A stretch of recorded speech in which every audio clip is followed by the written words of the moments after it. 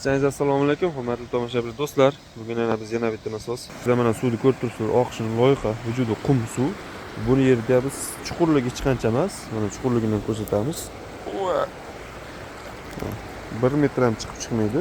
Mana yarim metr ekan chuqurligi, lekin biz bu yerga 1,5 metr nasosimiz ustiga yana 1,5 metr turba qo'shib boshlaganmiz. Uстановkasini do'stlar mana bu yerda ko'rib turibsizlar. Tagimizga yo'mkis tashlab olganmiz. Shu yo'mkisni ichiga uстановka qilamiz. Balandligi ham примерно bo'lsa, hop 20 metr, masofasi 30 metrga to'g'ri keladi. Bu yerda oldin 75 kilovatli sentrabej nasos bo'lgan. Uni o'rniga chiroyli qilib mana shu gulb nasosimiz uстановkasini qilib beramiz. Turgan joyimiz lokatsiyasi Yazyovon bo'ladi, ya'ni Farg'ona viloyati Yazyovon tumanida. Kimga shunday xizmatlar kerak bo'lsa, ofisiyanda nomerlar bor, bemalol murojaat qilaverasizlar. Qo'ldan kelgancha chiroyli qilib uстановkasini qilib beramiz.